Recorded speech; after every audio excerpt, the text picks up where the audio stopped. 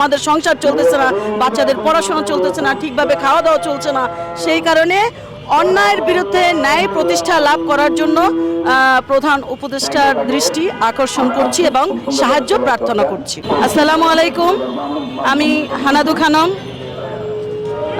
ল কমিশনের ড্রাইভার পোস্টে চাকরি করেন SM শামসুল আলমের ওয়াইফ বলছি।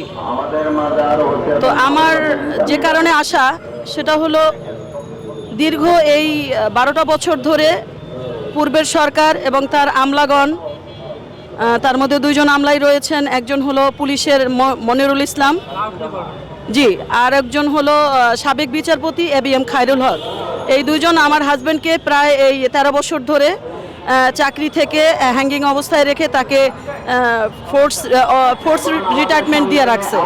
যে কারণে আমরা ঠিকভাবে খাইতে পারি না, ঠিকভাবে চলতে পারি না, ঠিকভাবে আমাদের কোনো জায়গায় থাকার বাসস্থানটুকু নাই। এবং দুদকে মামলা দিয়েছে, ওরা দেখাইছে যে আমাদের 2-3টা বাড়ি আছে, অথচ আমাদের কোনো বাসস্থান নাই। আমরা মানুষের একটু আশ্রয় দানে কোনো রকম বেঁচে আছি। বাচ্চাদের পড়াশোনার টিউশনের টাকা দিতে পারি না, বাচ্চাদের স্কুলে পাঠাইতে পারি না ঠিকভাবে।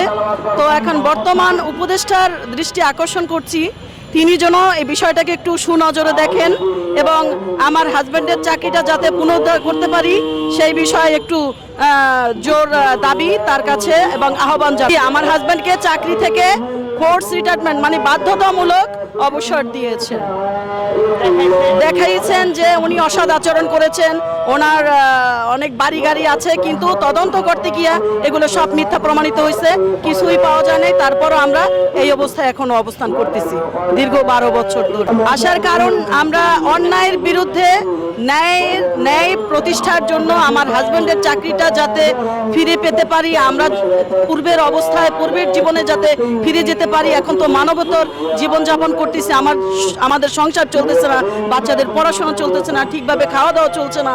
সেই কারণে অন্যায়ের বিরুদ্ধে ন্যায় প্রতিষ্ঠা লাভ করার জন্য প্রধান উপদেষ্টার দৃষ্টি আকর্ষণ করছি এবং সাহায্য প্রার্থনা করছি। আমার হাজব্যান্ডকে ওনারা যেটা করেছেন এটা সম্পূর্ণ একটা বানোয়াট, যা ওনারা তদন্ত করতে দিয়েছেন তাতেও এটা সব মিথ্যা প্রমাণিত হয়েছে।